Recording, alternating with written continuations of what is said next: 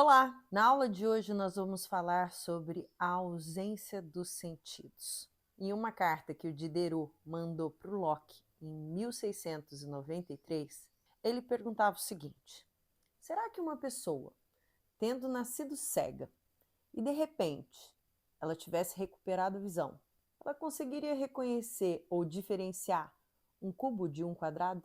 Isso está num texto chamado Letter on the Blind for the Use of Those Who See. E é um texto muito antigo, falei, é de 1693, e sempre existiu uma série de questionamentos sobre a questão da ausência dos sentidos. Talvez a melhor forma que a gente tenha de estudar os fenômenos seja isolando os fenômenos.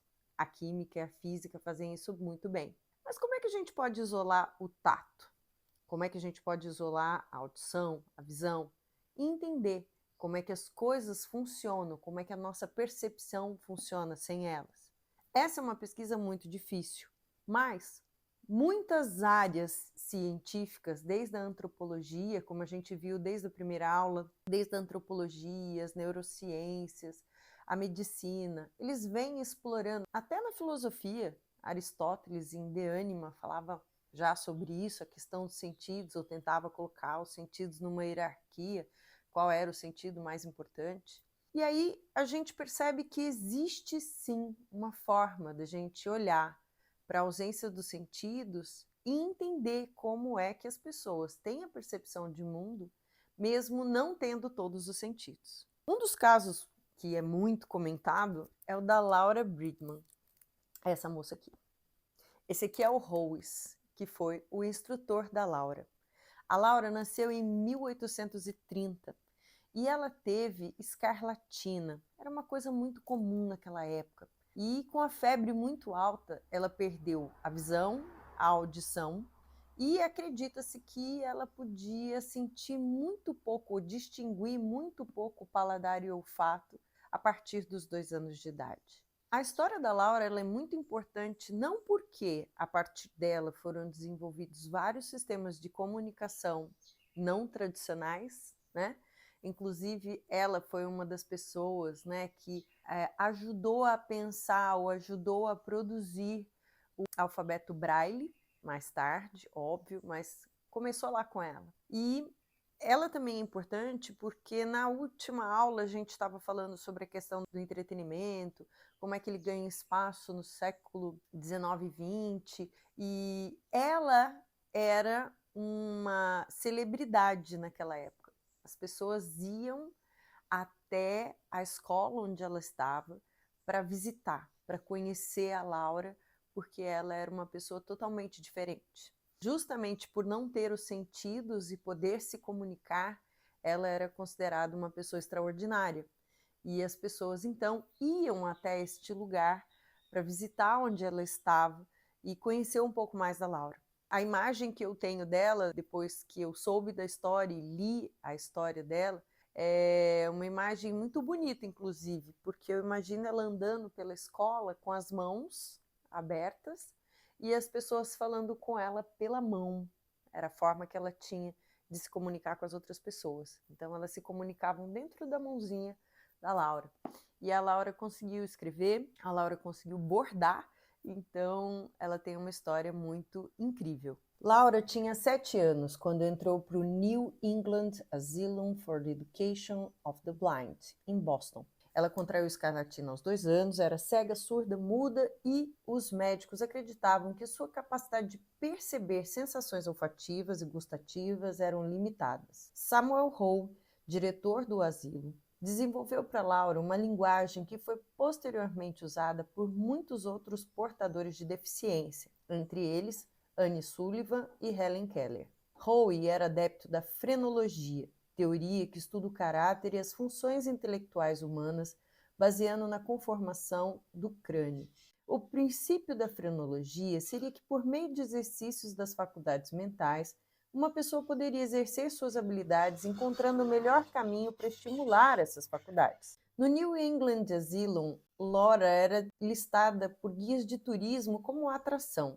Como eu falei para vocês, Ela tinha muitos admiradores como psicólogos, intelectuais, escritores e filósofos, entre eles Charles Darwin e Charles Dickens. Quando o Howe começou o trabalho com a Laura, ele desenvolveu etiquetas com símbolos arbitrários, significando determinados objetos. Laura sentiu o objeto e os símbolos e, depois de certo tempo de treinamento, era solicitada para estabelecer a impressão tátil, ou a partir do objeto ou a partir dos símbolos. Depois de reconhecer um amplo acervo de objetos, Howe introduziu letras impressas em placas de metal, contendo palavras que deveriam ser tateadas para serem compreendidas. Por fim, Laura aprendeu o alfabeto surdo-mudo, usando os dedos pressionados sobre a palma das mãos para a comunicação. Com o tempo, Laura foi capaz de aprender o nome e o significado de objetos concretos e de comunicar seus pensamentos por meio da escrita. Apenas um ano depois de sua chegada à escola, o Howe escreveria: "Está verificado, para além da possibilidade de dúvida, que Laura Bridgman não pode ver nenhum raio de luz, não pode ouvir o mínimo som e nunca exerce o seu sentimento de cheiro se ela tiver qualquer.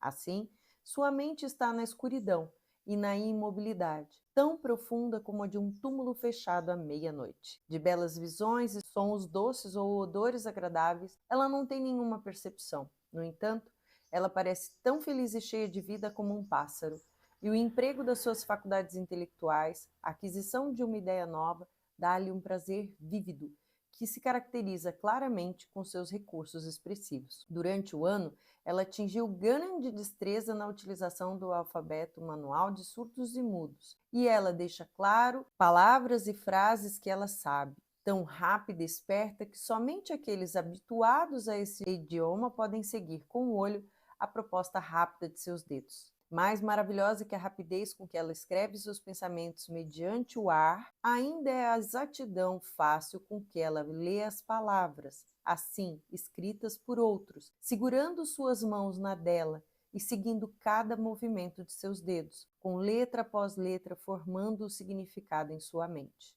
Quando Laura percorre um corredor, suas mãos propagam-se antes dela e ela sabe instantaneamente cada um que ela encontra e transmite-lhes um sinal de reconhecimento. Há perguntas e respostas, intercâmbio de alegria ou tristeza.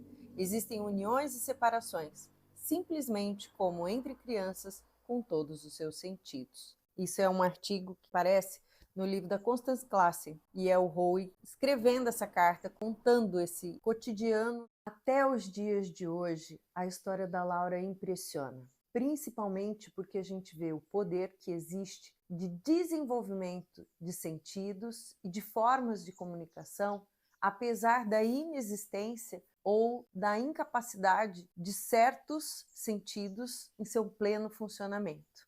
Os sentidos, eles seriam um meio de comunicação de mão dupla no corpo. O que ele absorve, o que ele percebe, é o que ele constitui sentido e devolve para o mundo.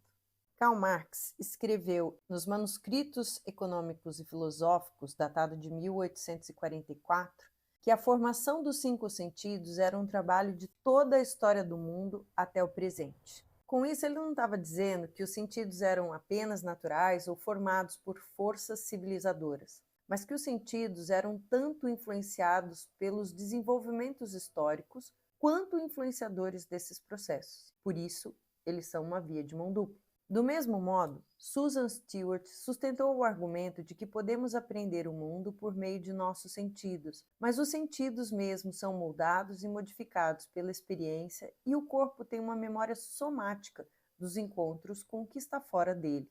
Além disso, os sentidos, além de serem modificados cultural ou historicamente, também seriam formas de conhecimento e eles deveriam ser explorados em suas interconexões.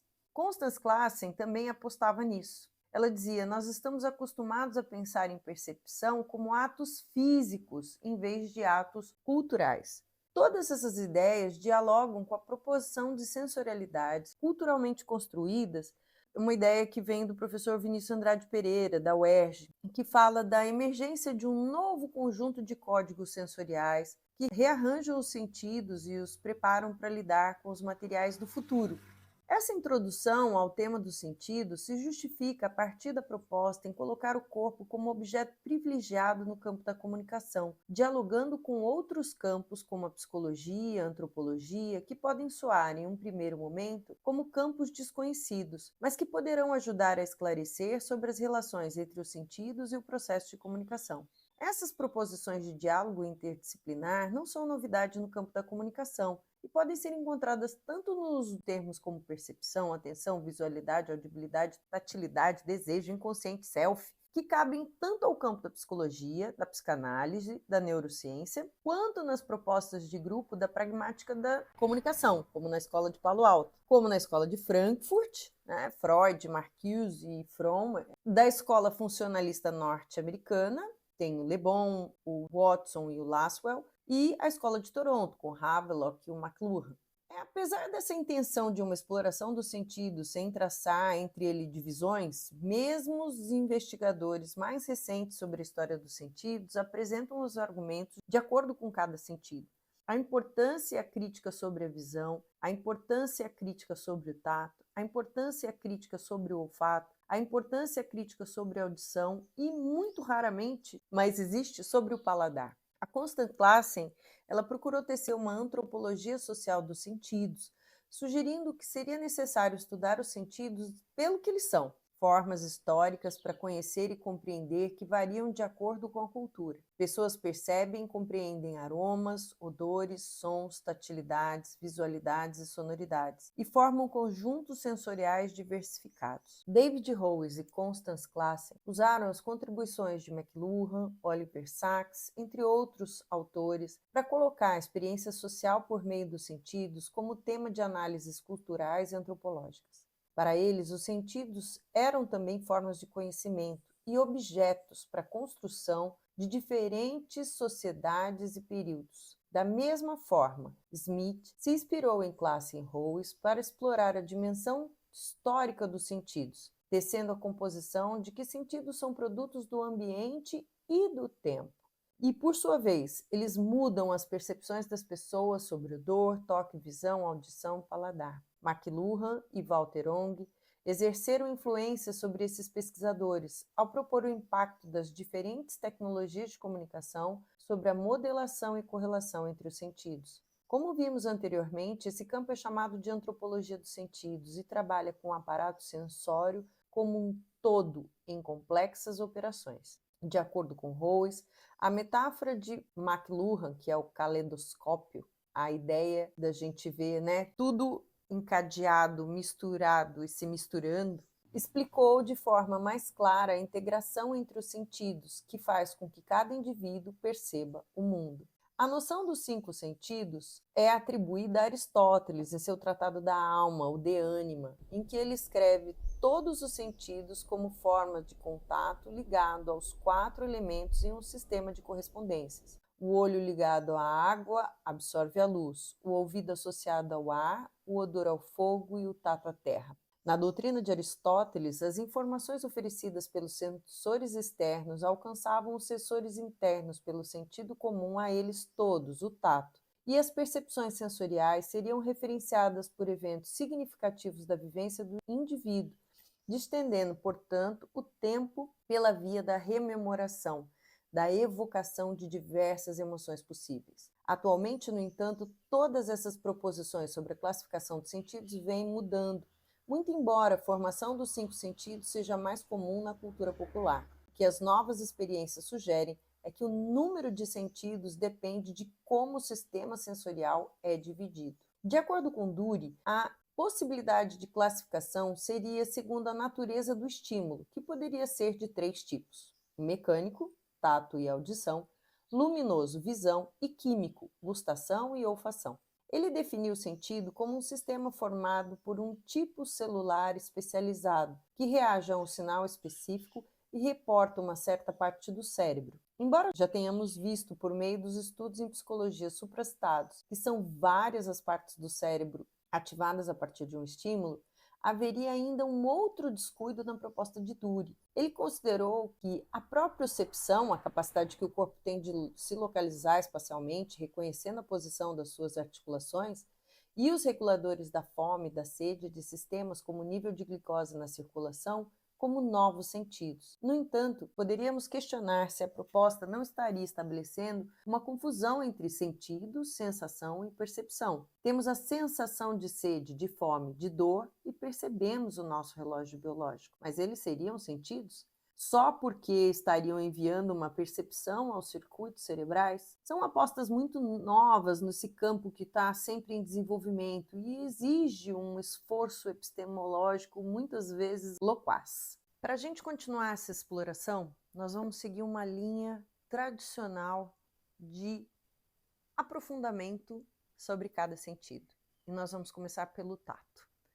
O tato que foi negligenciado durante tantos anos, justamente por ser o lugar da sensualidade, do corpo, a interface da pele, o contato com o outro, o lugar da sujeira, da morte, da falta de higiene. Mas nós vamos começar por ele. Até a próxima aula!